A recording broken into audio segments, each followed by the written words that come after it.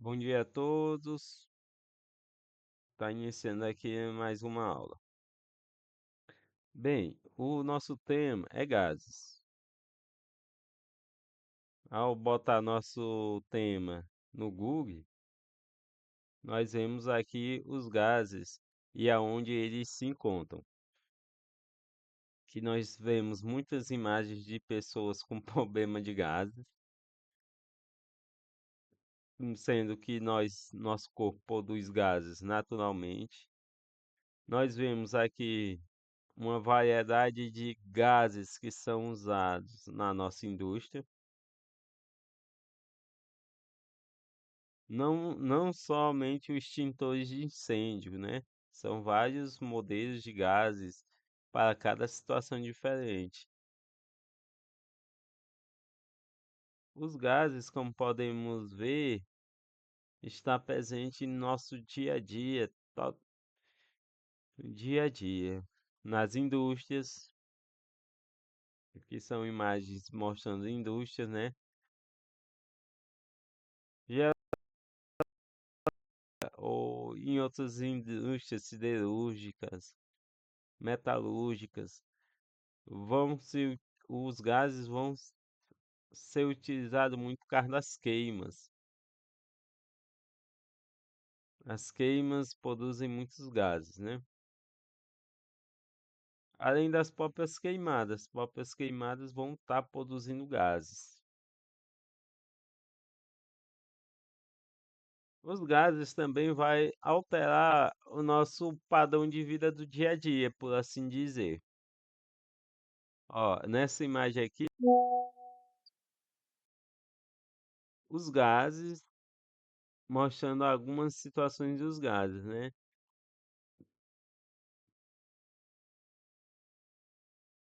A camada de ozônio é exemplo perfeito do gases ozônio. Ó, essa camada de ozônio serve para refletir os raios de luz solar, principalmente os chamados raios ultravioletas.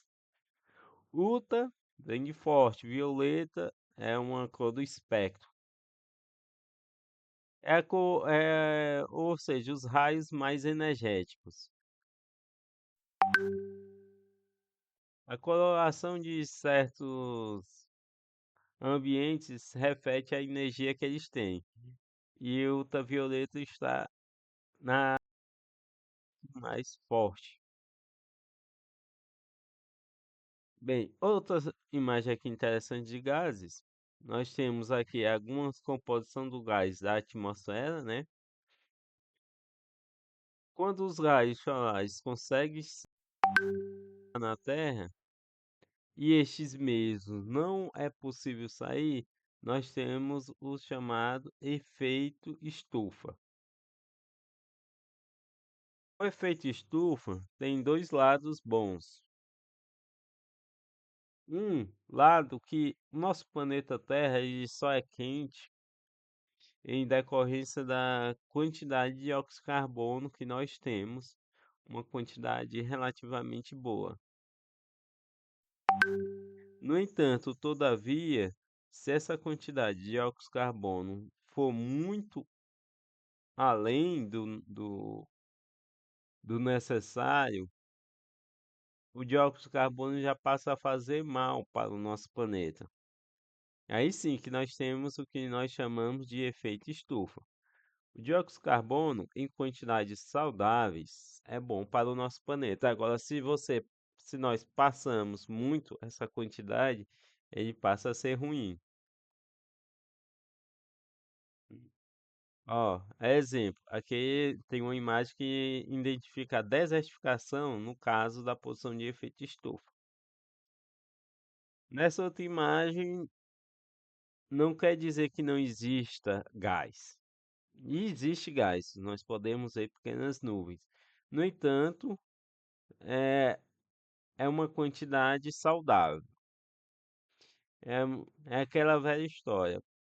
O, a maior quantidade, o excesso que destrói. O excesso que destrói.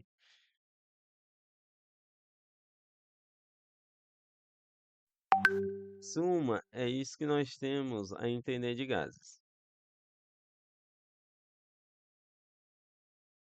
Agora, na química, nós fazemos algo que nós chamamos estudo dos gases, sendo que o gás é uma parte importante do nosso planeta e a química é uma ciências naturais, nós vamos fazer um estudo dos gases. O estudo dos gases é fundamental na química, com leis e teorias que exprimem seu comportamento em diferentes condições.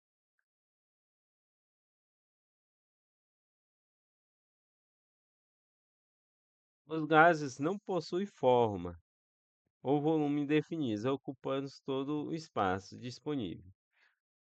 Com pers- eh, os gases, o espaço que eles têm, eles vão estar ocupando totalmente. Eles não vão, eles vão ocupar todo o ambiente. Tipo assim, se uma pessoa soltar um gás cheiroso em uma sala de aula, esse gás vai encher toda a sala. Agora, se uma pessoa soltar um gás fedorento dentro de uma sala de aula, esse gás vai preencher toda a sala de aula. Assim como se num recipiente pequeno, concêntrico. Se nós botar um gás lá, ele vai ficar lá dentro. Difusão, os gases se espalham e se misturam com outros gases devido ao movimentos aleatórios de suas partículas. Os gases vão ter essa grande capacidade de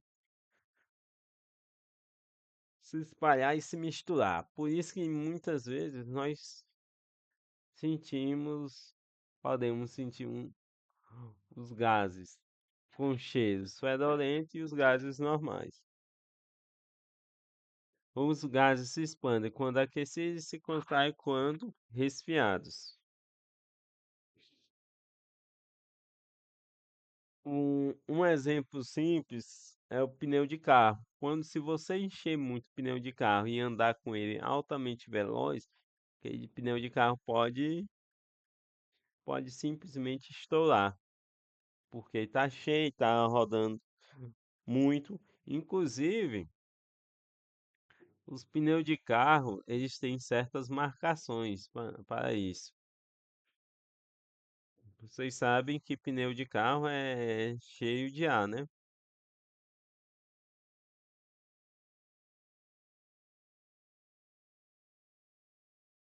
Então, essas marcações no pneu de carro que vão identificar o quanto esses pneus podem aguentar. Vou botar aqui, ó. Por que isso? Porque a borracha e com gás muito cheio, ele não vai aguentar certas velocidades. Vou procurar aqui só informação sobre a velocidade, né? Autoração, estrutura, pneu, data de fabricação, lado de montagem, descrição, largura nominal, estrutura radial, diâmetro. Uhum. Aqui é o modelo de pneu de carro, descrição. Eita, não achei. Não achei a marcação que eu queria. Bem aqui, ó, é o 8. Na posição 8 que ele vai estar dando sempre o índice de carga e velocidade que os veículos podem suportar. Por que isso? Porque se você ultrapassar essa velocidade nominal que o pneu suporta, ele pode simplesmente estourar e acontecer um acidente. Por isso que é importante saber sobre até onde o seu carro suporta com um pneu natural, com um pneu ali na sua calibragem correta. Todo carro tem isso, porque os gases que estão dentro do pneu vão vibrar constantemente. E essa vibração pode fazer com que os pneus estourem e aconteça um acidente. Isso é o carro em alta velocidade. O carro em baixa velocidade, ele tem a tendência de diminuir o tamanho do pneu, né? O- Os mo- Teoria cinética dos gases. Essa é a teoria que vai ser correspondente para falar do movimento dos gases. As partículas de um gás estão em constante movimento, com energia cinética. Embora o gás tenha uma energia potencial, predominantemente a energia cinética dele é maior. Se nós recordarmos entre os três estados da matéria, estado sólido, líquido e gasoso, sólido, líquido e gasoso, né? Se eu botar aqui, ó, sólido,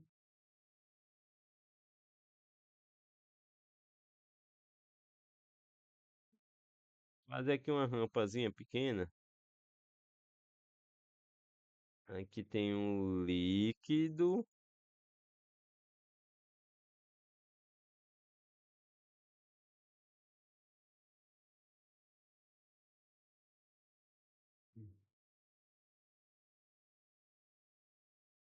e o gasoso. Sólido, líquido e gasoso, ó.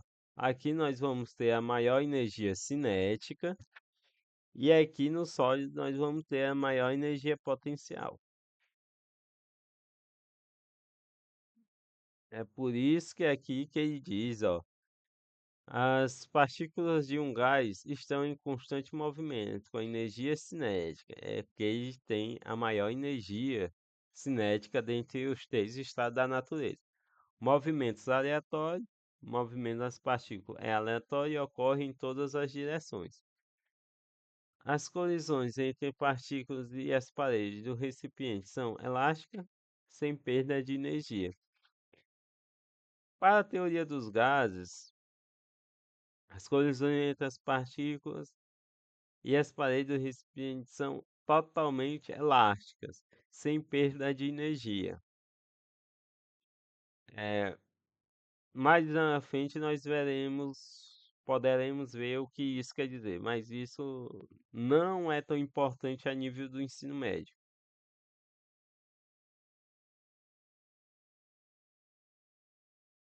Quais são as principais variáveis do estado gasoso de um gás? É a pressão, volume, temperatura e quantidade de substância. Essas são as quatro principais grandezas que é analisada no estudo dos gases. Porque a pressão é a força exercida pelas partículas de um gás nas paredes do recipiente. Lembrando que o que é pressão? É uma força em uma determinada área. Isso é a definição de pressão, é uma força em uma determinada área. Volume, volume, né? O gás pode ocupar qualquer volume. Temperatura, nós já sabemos. Temperatura é a média da quantidade da velocidade das partículas de um determinado sistema em análise. Ou seja, se eu estou analisando essa caneta tem uma temperatura. Se eu, como pessoa, tenho uma temperatura regular, entre 35 graus Celsius. Quantidade de substância, que é a quantidade de substância que eu tenho, de átomos e moléculas. Bem, as leis dos gases. Temos a lei de Bohr, em que a pressão é inversamente proporcional ao volume, a temperatura constante. A lei de Charles, em que o volume é diretamente proporcional à temperatura absoluta, à pressão constante. Temos a lei de Gay-Lussac, a pressão é diretamente proporcional à temperatura absoluta e a volume constante. E também tem uma lei de Avogadro. O volume é diretamente proporcional à quantidade de mols, a pressão e, e temperatura constante. Aqui é uma das relações entre as leis. Matematicamente, são todas possíveis e nós vamos ver um pouco delas. Vamos ver aqui um pouco delas. A lei de Pauli, ela vai se resumir a essa equação, ó. PV é igual a PV. Temperatura inicial é igual a temperatura e volume iniciais é igual a pressão final e volume final. Pressão e volume iniciais tem que ser igual a pressão e volume finais. Já a lei de Charles. O volume é diretamente proporcional à temperatura absoluta, à pressão constante. Então, se nós temos a pressão constante, nós vamos ter isso, ó. Volume inicial, volume inicial dividido por volume inicial é igual a volume final dividido por volume final. E a lei de Key-Lasik é pressão inicial dividido por temperatura inicial é igual a pressão final dividido por temperatura final. O volume é diretamente proporcional à quantidade de mols. Aqui ele está dizendo isso, ó. Volume inicial, ponto. Esses são os indicativos que ele está dizendo. Lei de Bohr, lei de Charles e lei de Clairaut e lei de Avogadro. Essas leis são muito importantes no estudo dos gases. No entanto, todas essas leis podem ser resumidas em uma, chamada equação de estado dos gases ideais, chamada equação dos gases ideais, que é essa vindo aqui. É a PV igual nRT. Essa é a principal equação dos gases. Assim, a nível de ensino médio, essa é a principal equação, que é PV igual nRT. Porque com ela você pode comparar dois gases, os gases iniciais e finais, que sempre vai voltar para essas três leis que eu havia comentado ali. Então, o que eu estou dizendo é isso. Se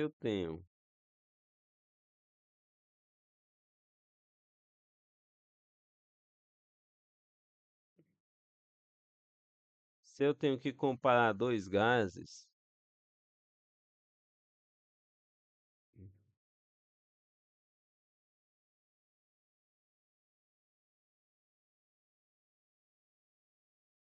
ou então duas situações de gases diferentes, eu aplicando a equação geral, a equação de Capelon, eu vou ter todas as outras leis de gases naturalmente. Como não, como não é nosso objetivo provar essas leis aqui, eu vou deixar mais elas nesse modelo para que nós sabemos. Mas todas as leis, elas são possíveis de serem contadas somente com a equação de Capelon.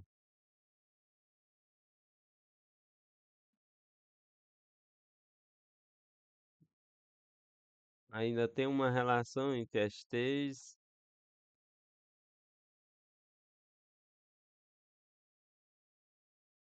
Ponto. A lei de Charles Oh, desculpe, Lady Bolly, Lady Charles, Lady Gay Lassac. Todas essas leis são possíveis de ser deduzidas ou obtidas a partir da lei dos gases ideais, ou também lei chamada de Capelon. A pessoa sabendo trabalhar com essa lei de Capelon já resolve tudo.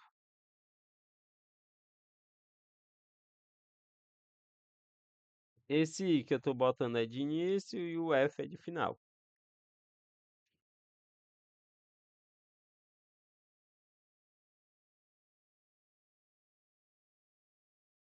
Por que ela é importante, professor? Porque nós podemos estar medindo sempre o estado do gás inicial e o estado do gás final.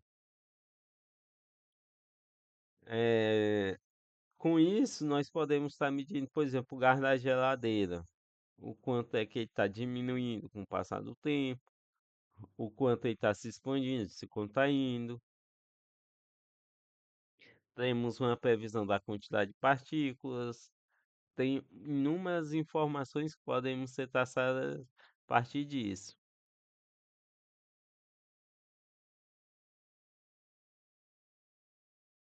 Ponto. Gases ideais versus gases reais. Que na verdade, essa equação é justamente em um ambiente controlado, em um ambiente de estudo. Quando nós vamos realmente tratar os gases como seres reais, nós já temos outra situação. Então vamos lá, só ter alguma ideia. Gases ideais segue perfeitamente a lei dos gases, sem interação entre partículas e com partículas de tamanho desprezível. Gases reais. Em altas pressões e baixas temperaturas, os gases reais desviam do comportamento ideal devido à interação intermolecular e ao volume ocupado pelas partículas. Que os gases reais adquirem outras propriedades. Porque quando nós vamos fazer um estudo, uma análise, nós primeiro fazemos uma análise geral, obtemos a ideia geral sobre o objeto, para depois buscar análise específica. Ou, em outras palavras, nós primeiro simplificamos para depois complicar. Complicamos. Demais, nós temos aqui a lei de Dalton, das pressões espaciais, em que vai dizer que os gases vão estar se somando e toda vez que você coloca um gás sobre o outro, nós vamos ter um aumento total na sua pressão. O que eu estou dizendo é que a pressão dos gases, à medida que vai sendo adicionada novos e novos gases, nós vamos ter um gás com maior pressão. Aqueles extintores de incêndio, eles têm vários gases ali dentro. Eles saem dali com alta força, por isso que eles estão ali no gás com alta pressão e depois nós abrimos ele e nós vemos uma força de jato. Outro fato interessante, na panela de pressão, quando iniciamos o cozimento na panela de pressão, nós temos a produção do gás de água, né? Nós vamos aquecendo, ali o gás da água vai, vai começando a fazer pressão no recipiente. E quanto maior a temperatura, maior a produção de gás e, consequentemente, maior a produção do gás, maior a quantidade de pressão que é feita no ambiente. É por isso que tem essa lei de Dow, das pressões parciais. Bem, pessoal, isso nós podemos sim responder muitas questões de nosso exercício, viu? De nossos exercícios, principalmente se nós se atentar somente a essa equação aqui. PV igual a nRT e E essas outras, as outras leis dos outros estudiosos. De GHDs, qualquer coisa posso estar vendo aí novamente outra aula depois.